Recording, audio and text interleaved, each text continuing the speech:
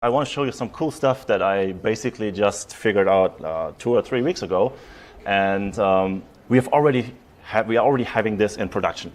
So, and we are currently doing a huge migration, basically killing off our entire REST API and switching it over to GraphQL. So I really want to share my enthusiasm, and hopefully someone else can see the positive things about this and use it in your own projects as well. So I want to show 2 technologies today. One is GraphQL, the other one is Apollo. GraphQL is kind of one piece of the puzzle is on the back end. Apollo is the other piece of the puzzle. If you use some JavaScript front end like Angular or ReactJS or React Native or just vanilla JavaScript, you can use Apollo as your client-side piece of the puzzle. So Apollo will talk to GraphQL, and GraphQL will answer with data, and Apollo will make sure that the data is distributed to all your components. If you want to get an introduction to these 2 technologies, best starting point is obviously the official website. And actually, the GraphQL website is so cool, I don't really need to create any slides because they've already done it. So essentially, like, okay, what's GraphQL? And you look at it, and it's like, okay, it's a query language for your API. Query language sounds like SQL and stuff like that. So how does the query language look like, right? And you see it here. It looks a little bit like a JavaScript object. So you basically say, okay, I want to query a hero, and I'm only interested in the fields name and height and whatever. And the response that you will get looks like this. So it's essentially a JSON string that has the same structure as the query that you were requesting. And you can have nested queries. Maybe the hero has a parent, and that is also of a type human. So you can, with using the brackets, you can go deeper and deeper and deeper, and the response will look the same as well, also going deeper in the same way, okay? So, writing queries like this is really easy. You don't need to know anything about database design, SQL, joins, foreign keys, all that stuff. Anybody can understand these kind of queries, right? Another thing is, you have only one endpoint. When you think about classic REST APIs, you have hundreds of endpoints probably. And the developer, every day when they start working and they're like, okay, I need to fix something on that shop grid. Okay, what was the shop grid endpoint again? Is it all products, own products, product/something? So you have to go into your source code or look at your API documentation, find the correct endpoint, and then learn about what get parameters are possible and what response will I get back, right? And this is really painful, slows me down as hell every day at work. So with GraphQL, you only have one endpoint, /API or /GQL or /GraphQL, whatever you want. And your application, basically, these days, if you use something like ReactJS or React Native, is basically a composition of hundreds of small components, right? In React, you build tons of components. And each of these components, they will have small queries of these kinds of queries here of the data that they want to consume. Like, imagine you have a website on the top right corner, there's an avatar icon, and the avatar needs like the URL of the picture and maybe first name, last name to render that at the top of the website. So you would write a query like user, first name, last name, avatar, thumbnail, or something like that, right? And you have tons of components, and they all have these queries. With normal REST APIs, when I open my LuxGlove mobile app, it sends 15 HTTP requests to my API. I should probably optimize that somehow. But most people who just start goofing around with mobile apps, they will do it like this, right? With GraphQL, I only have one request because Apollo, the client, will batch all the requests in a queue, and every 10 milliseconds, it will take all of them and merge them into one huge thing that looks like this, right? So I will have tons of small components. They all have small queries like this. This can be combined into one big string that contains everything, and it will be like one request that is sent to your GraphQL backend and one response coming back with all the data that you have requested.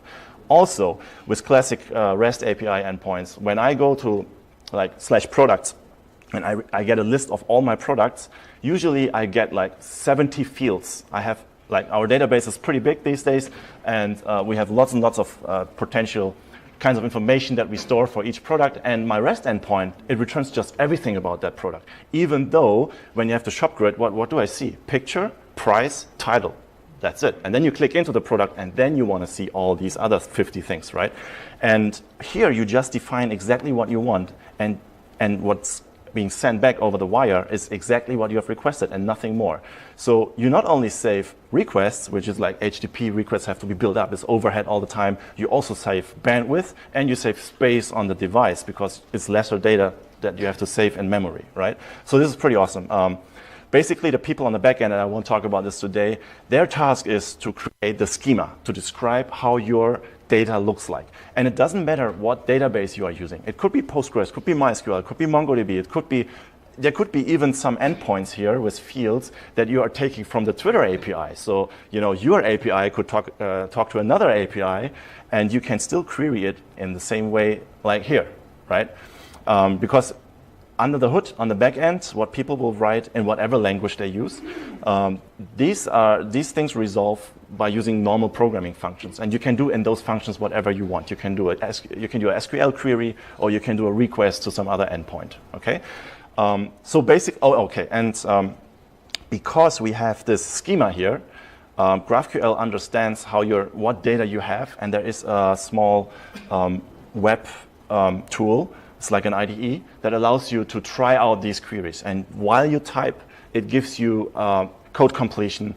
And because it understands that there's something like all films in your schema, and it has name and climate and whatever, okay, here, this is a planet, it will, when you say, give me all films, and then for each film, give me title and opening crawl, whatever this means here. So while you're typing this, it already shows you what fields are available. You don't ever have to look at any documentation. You could throw a new developer at your project, don't tell them anything, just give them this, and they type the first opening bracket, and they see what endpoints are available, right? They choose an endpoint, they type the next bracket, they see what type is in there, they type a bracket again, they see what fields are available, so to speak, what columns are available in your database, right? You could just press the docs button here, okay, now it's here, and you can see what are my endpoints. In each endpoint, what is the return value? What data types are each field in those return values? So, and you don't have to write a single line of code to get this kind of documentation. So, believe me, when you use this, your efficiency will skyrocket immediately, right? Okay, I hope I have sold you on this. So the other piece of the puzzle is, that's a backend, right? And we are not here today for backend stuff. We are here for frontend stuff and JavaScript stuff. So Facebook invented all this, and they released something called Relay. I tried Relay like 2 months ago when I already understood that this will be good for me, but I totally failed. And after 4 hours, I still couldn't get my React components to render anything from my database, so I gave up. I ranted on Twitter, and then everybody on Twitter said, hey, bro, why don't you just use Apollo? It's like Relay, but easier. So I tried that 2 weeks ago, and it was easier indeed, right? After 20 minutes, I could see something, and then I went down the rabbit hole, and now I'm sitting here. So the Apollo documentation is quite okay. You basically choose what front-end framework you're using, and then just follow the initial steps, how to install. Usually these things here, usage examples, these are the ones in the documentation that you want to read about. And then you might need to dig deeper every now and then. You will go here into the API reference and learn how it works internally more under the hood to do some more magic stuff like pagination and so on. Okay, so much about the introduction. So basically in this talk, I will mostly copy and paste code from my slides into my editor because I'm too slow at typing to get this done in half an hour. And basically, if you want to try this at home, you can just get these slides and you basically do the same that I'm doing right now here. So I basically want to show you it's possible. You can try this. First of all, if you clone this repository, you will have to install a virtual environment with Python. So you need to understand a little bit about Python. So just Google that, install all the requirements, and then you should be able to run a local Python server. That should look something like this. So manage pyrun server, and you should be able to go to this URL, and you should be able to go to graphical, and and then you're like, what endpoints are there, right? So, okay, there's some endpoint that gives me all messages and one endpoint that gives me one message. So when I go to all messages, let's prettify that. All right, what else do I need to do? Okay, there's something like edges and something like node. I don't really know what it means. Aha, this is what I need. ID, creation date. So these are the database columns that my message table provides, right? When I execute this, I'm getting a JSON string with all my messages in my database. All right. So, and this is how I would start working essentially. I decide what kind of app component I want to work on today, and I figure out what query do I need so that this component can render its data. Figure out the query here, and when I'm done, I'm copy and paste that query into my actual code. So we will see that later. So basically, this Django server that I provide in the repository is just so that you have a GraphQL API backend available for you to play around with. And it only has these 3 endpoints, like all messages, one message, and create new message. We will see that at the end. So, so if you wanted to now start using ReactJS and Apollo, first thing you need to do is create a ReactJS application. And these days, this is pretty easy. You can do npm install global create React app, and then you execute create React app, and you give it a name. So you would do that when you clone my repository, right? There is already a front-end folder. You can delete that folder and then start from scratch again doing this, right? I don't want to do this now because it downloads a lot of stuff from npm. So I just imagine I've just done create React app front end, okay? And it creates the front end folder. That's all it does, okay? So let's go into that folder. And if it has worked, you should be able, to do yarn start. And this will open your browser, and there's your React.js application that doesn't do anything right now, okay? So this is how you can start a new React project.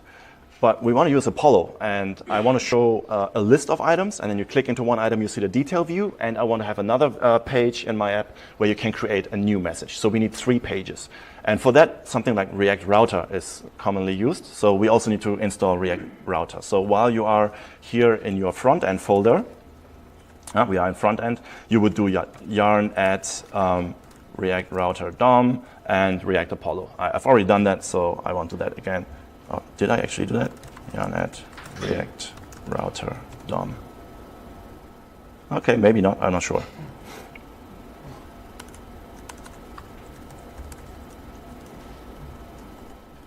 Okay, so we are still in the setup phase of our project, right? We are still not really doing anything related to Apollo and GraphQL. But we should have installed all the necessary prerequisites at this point in time. And now we need to, make sure that this default React application that we can see here shows something that we actually built ourselves. So I will basically remove these imports here, and I will remove whatever is in here. And the beauty of this create React app is, did I stop the server? Yeah, I did. The beauty would have been that it automatically refreshes whenever you save your file. All right, so now it's empty. And the first thing that we need to do when we want to start using this awesome Apollo and GraphQL stack and React Router, we need to add a bunch of imports at the top of our file, okay? So we always have in every React.js application, we have the React import at the very top. And then here we have to import 3 things that are related to Apollo. Here we have to import 3 things that are related to React Router. And here is our 3 views that we want to build today. These files don't exist right now, okay? So we have these imports. Then we have to do some boilerplate code that, I don't even know what it does. This is what you find on the Apollo tutorial on the official website. So essentially, we have to use this create batching network interface function to create a network interface. And we have to tell it, and this is the important part, what is the URL of our GraphQL endpoint, so of your backend server, right? This is the batching that I mentioned. When you have a lot of components with lots of queries, they will be put into a queue. And you can define how many milliseconds Apollo should wait before it grabs all the queries, merges them into one big one, and sends them to the server. So if you have some kind of app like a game or whatever that generates like requests on a per millisecond basis, but you don't really need to send all these requests in real time, you could set the batch value to some milliseconds value here. And this allows you to send additional HTTP headers to your server. Let's ignore that for today. And then you just create an instance of Apollo client, and then this is on the next slide, we will replace our render function with this fancy code. Okay, I have some syntax errors. Oh yeah, this is because of my slides. Okay. What's the problem here? Render, return.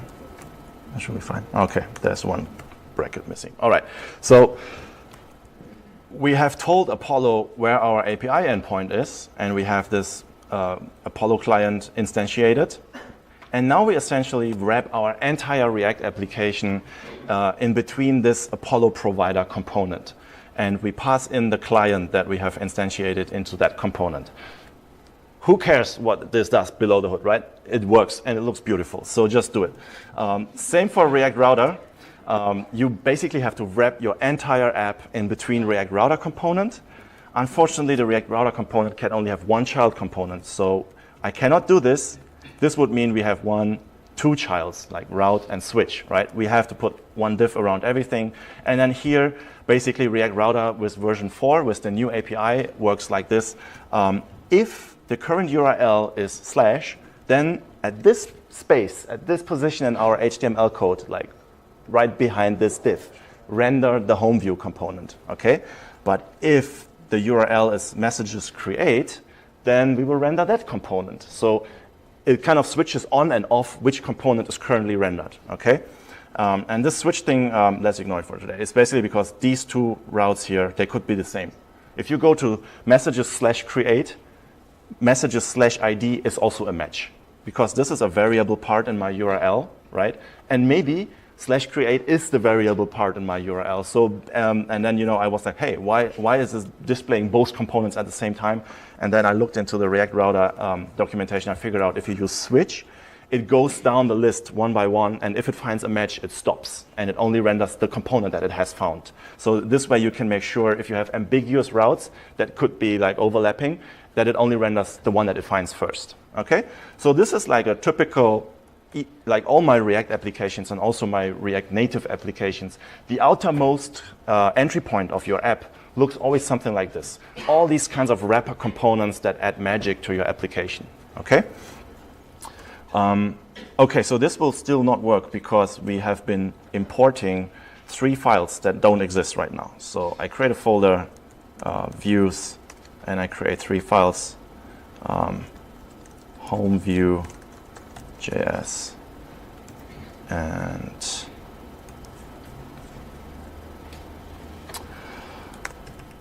detail view, and create view. All right, and I mean these views are supposed to be React components, so we need to put a little bit of code inside so that they just do anything at all. So I just changed the name of the class, and I put some title here so that I can distinguish them when we test them. So we will have home view, and finally, where's my detail view?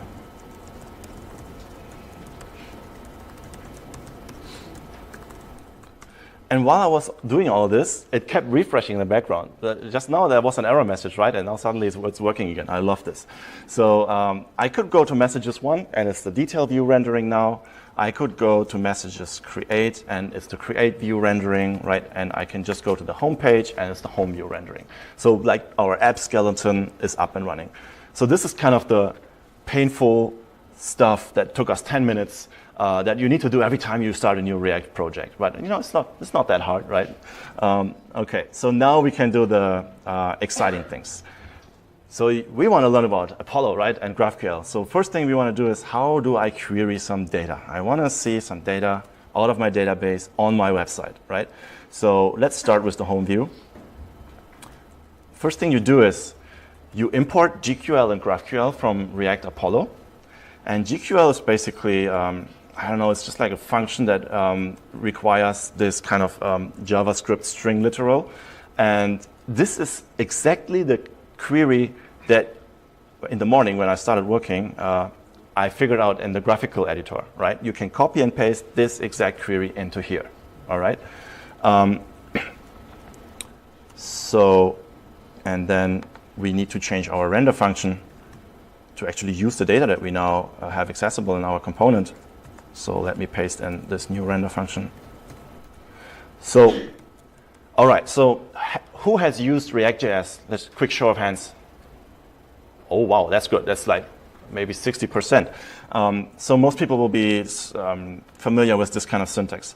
Each React component, right, has these properties. Inside of this class, I can always use this.props. So these are things that have been passed into the component by some outside component, okay?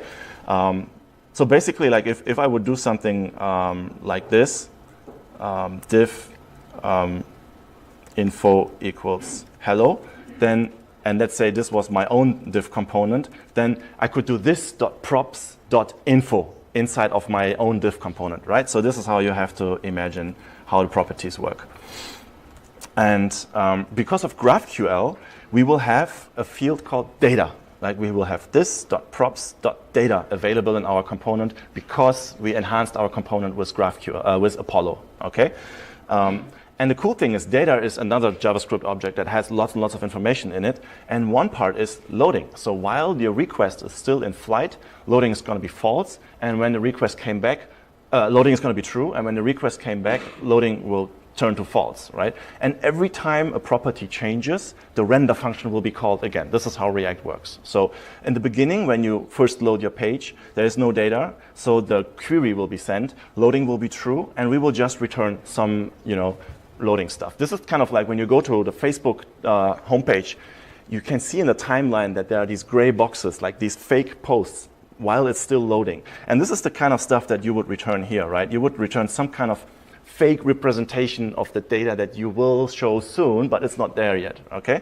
So once loading is done, we instead of rendering this, we will render this, right? And and we will have now access to this.props.data.all messages, which is the name of the endpoint that we have queried here, okay? And then we know that we have to do .edges.node to get to the actual item. And edges is a list of items, so we can map over that list. And for each item in that list, we will render a paragraph and put a link inside so that we can click into that item. So in this case, item is one edge, right? And we know that inside an edge, there is node. So I will have to do item.node.id. So this ID is basically the data that I have requested, right? And this message down here is also the data that I have requested in my query. All right? So hopefully, oh yeah. That happened when I tried this earlier. So I'm prepared for this.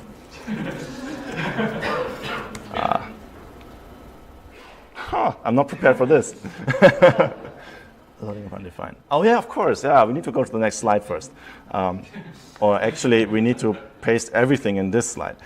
So the last part of the puzzle is this component currently doesn't know anything about this query, right? This is just a stupid React component, doesn't know anything about Apollo or whatever. So, and this is why we imported GraphQL. We used GQL to create our query. GraphQL is kind of a function wrapper or decorator or however you want to call it. And unfortunately, you could use this GraphQL query if you are like bleeding edge, super modern ES, whatever syntax. But when you use create React app on the command line, the bubble config or the ESLint config is configured in such a way that you cannot use the decorator syntax yet. So unfortunately, this would be like super beautiful. We have to do it in the manual way. So we call the GraphQL function, we put in our query variable, right? And we wrap our React component into that. So now this GraphQL magic is wrapped around our component, and this makes sure that this.props.data and all this magic is available. And hopefully, bam, we can see data, okay? So now the next thing you will ask yourself, how do I create queries where certain parts are variable? Like if we go to this URL, this part of the URL is dynamic, right? This dictates what kind of data I have to query from my database. This is like the ID of the object, okay? And we can do that pretty simply. So this is going to be our detail view. And once again, first thing we do is we put the query in here. And now it looks a bit different. We have to write the keyword query. And we have to say, this is a query for my detail view. And actually, you can come up with any name. You could also call this product detail or anything, right? I haven't really come up with a good best practice yet how to name these things. So I like to name them in the same name like the component is. Like this is the query for this component, right? So far this has worked for me pretty well. And I'm saying that this query has variables, okay? And it means there's one variable that's called ID. And the type is this special kind of GraphQL ID. So you see these weird strings here. Those are GraphQL IDs. You could have more things, like you could say this thing also has, I don't know, limit, and it's an int, and it's a mandatory field. So this is how you define your variables. And then there comes the bracket. And then is the normal way how you would query things from your endpoints, right? So you would usually go in. You can basically exactly the same thing that you just saw there. We can also write it down here. So we can say a query, any name. Oh wait, sorry. Query, any name needs a variable ID of type ID is mandatory. And when I execute this query, I want to call my message endpoint. And I want to query filter by ID using my ID variable, okay? And whatever I get back, I want to have the ID, the creation date, and the message. So I can't run that yet because there is no variable, okay? So when you have queries with variables, you need to define them down here in the variable window. And once again, it's super smart. It already detects what variables I defined up here and suggests them for me. And then you just fill in the variable and you run your query and voila, you get your data. And then you copy and paste this whole thing into your React code and it will work just like that. So the other way around is usually the case. You try typing it here and it doesn't work. And then you're like, damn, why doesn't it work? And then you go to graphical, you paste it in here and you get some nice error messages here, okay? So that's the first step. We define our query. Second step, again, is to use the new data in our render function. All right. So same thing, right? While my query is still in flight, I'm rendering some loading stuff. Once I got my data, I have access to data. So this .props.data and .message, because that is the endpoint, the GraphQL endpoint that I've queried, right? And then .id, creation date, message, because those are the fields that I have requested. So I have exactly that data available in my HTML markup, in my render function, okay? And then I probably still, So the decorator part is a bit more tricky now. All right. So we have to read this from the bottom up. Just like before, we are using the GraphQL decorator, right? We are passing in our query, and in this case, we are passing in another JavaScript object with some extra data, some options for my query. And then we wrap our component in that wrapper function, okay? So far, so good. So how does this other extra options object look like? So it's a JavaScript object, and it has a key options. And this can be an anonymous function. So this syntax here might confuse a few people. This basically means options isn't just a string or whatever. This is actually an anonymous function, and the first parameter of that function is the properties of my component, okay? And so this function returns another JavaScript object where the first key is variables, and then I have one variable called ID, and I'm now using props.match.params.id. So this is because of React Router, okay? Because we've wrapped our entire application in between React Router. React Router does some cool magic and makes sure that all my components have this .props.match available. And if my URL had any variable parts, so like if you use this colon something, right? This is one of the params. So I have .match, .params, .id. All right? So that means this is how I can access this outside information from the URL. I'm getting it into my React component. And now I'm passing it into my query variables for GraphQL to consume. Okay? So let's see. Oh, wow, it already updated itself. So we can now go into each of our things here, and it will display the value from the database. Okay? And now this is something that I want to show you. So I refreshed. Let me go to the homepage first. So I refresh the page. I get one request for GraphQL, okay? And I get back the result. I go into the first object. It's another request against my web server. I go back to this page, no more request. Because Apollo remembers what kind of data types do I have. So in our case, it's the message object. And what IDs do they have? And it keeps a cache of all of them, okay? So if I go into the second one, we have never seen that one yet. So it's another request. If I go back to the homepage, no more request. If I go into the third one, it's another request. And now, no matter what I do, I click around in my app, no more requests, right? Everything's in cache. So that you get all this magic for free. And it's like really helpful for mobile applications where if the person is on the train, for example, the network is suddenly gone, doesn't matter. You can still move around in his user profile and on the latest tweets or whatever, and can still see stuff. All right. So the final thing that I want to show today is how do you write data? We can understand now how to query data, even with variables. So how do we write data? In the GraphQL world, this is not called a query. This is called a mutation. And so that's why you have to write mutation, and then as before, I give it a name. So this is the mutation for the create view, right? And if you want to create a new message, there's one field, a text field, where you type in your message. So this is kind of like the form data that we are about to send to our GraphQL endpoint. And we say like the variable is called message, is type string. And this is the endpoint of our GraphQL schema. So we would do like mutation, like new developer, no clue what's in the system, press control space. I only have one mutation, so it already completes to that one mutation that's available.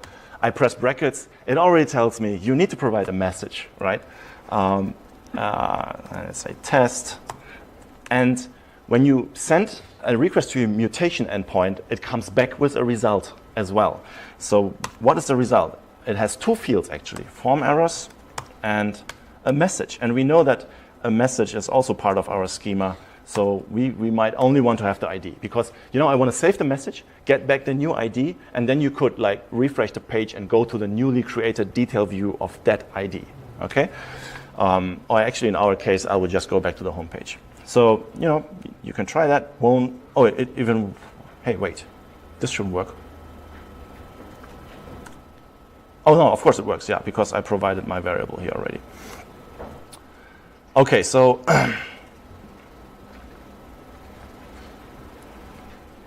and I know this is pretty hard to digest now. It's already a lot of code, and you're all tired. But we are almost done. Only like 2 more slides with code, and then we are done.